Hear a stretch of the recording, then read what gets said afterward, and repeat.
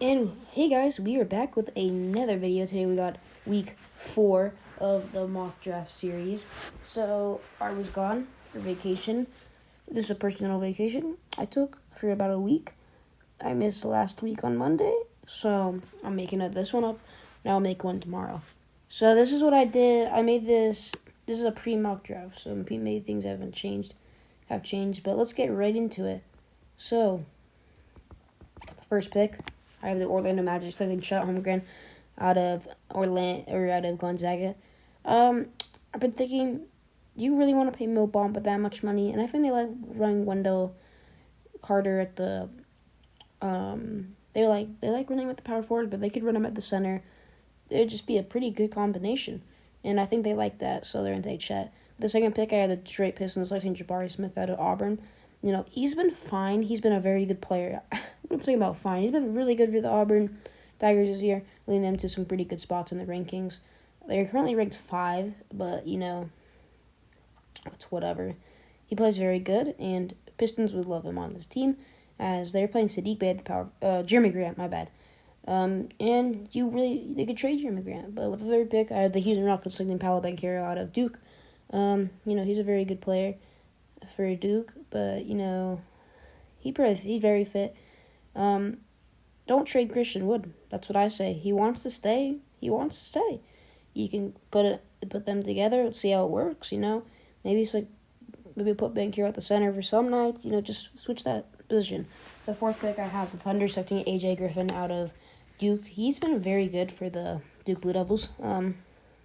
His stock was very low beginning of the year, but he's slipped his way in and has been very good for the Duke Blue Devils. And yeah, very good player.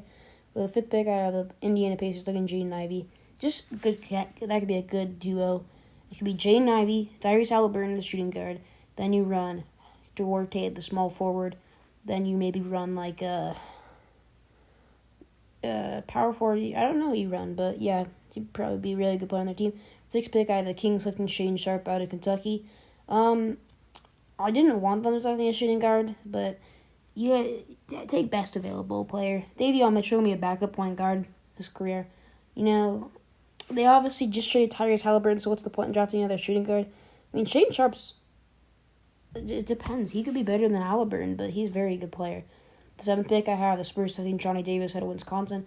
Been very good for the Badgers this year, and he's also been very good, averaging at least 27 points per game. And Spurs could use him after they could use a shooting guard, and he is a very good player. You can put him next to Dejounte Murray. Eighth pick, I have the Knicks selecting Ty Washington out of Kentucky. They need a point guard really bad, and Ty Washington's a very good player. And yeah, he's gonna be perfect on their team. And because they're gonna trade Kemba Walker this offseason, but yeah, or maybe they could run him as a point guard. But you're already paying Derrick Rose a ton of money, so you can't do that. The ninth pick, I have the Trailblazers selecting Jalen Duren out of Memphis. He's been very good for them, and they need a center. If you use a Nurkic could take a different deal from them. So yeah, they could use him. With the 10th pick, I have the Trailblazers again taking Keegan Murray. They Robert Covington left them. They're running at the power forward right now. Justice Winslow, it's not good. So they could use him. He's a very good player for Iowa. He's led them to a ranking in the top 25. They just beat Northwestern, I believe, and they're ranked 24 right now. With the 11th pick, I have the Grizzlies taking Dyson Daniels, best player available. Dyson Daniels is a very good player. John Morant, get a point guard, a backup point guard. You have you got like Tyus Jones. He's not a good point guard. Dyson Daniels would be a good backup point guard. 12th pick, I have the Wizards selecting Benedict Mathurin out of Arizona. He's been, like I said, good for the Wildcats. But he'd be very good for the Wizards, as he could play a little shooting guard if Beal leaves, and he can play a small forward.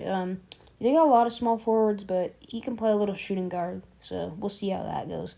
With the 13th pick, I have the Hawks selecting Ocha Abaji. He's been very good for Kansas, and the way he is built, he could play shooting guard definitely.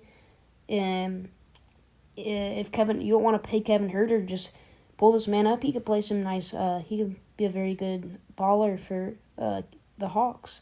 You know, they've struggled this year, and you got to get Trae Young a better shooting guard. Bogdanovich. I mean, it's a confusing way with the Hawks right now. The 14th pick, I think we have this is a surprising pick. We have the Charlotte Hornets selecting Walker Kessler out of Auburn. So, second Auburn player in the first mock draft this series to go, and I like this pick a lot. You know, Walker Kessler. I've been looking at the Hornets depth chart a lot lately. Montrezl Harrell's not been the best starting off, and Mason Plumlee's not good, so they get Walker Kessler has been very good. But yeah, I hope you like this mock draft, and I'll see you tomorrow, I believe. I need to figure it out because I'm going to a basketball game tomorrow, so I'll figure it out. It's actually a Nevada basketball game, so I'm excited for that. But yeah, I hope you all have a good day, and I'll see you in the next mock draft video. Yeah, this was I like these mock draft videos. They're really fun, you know. But yeah, I hope you all have a good day, and I'll see you in the next mock draft. Peace.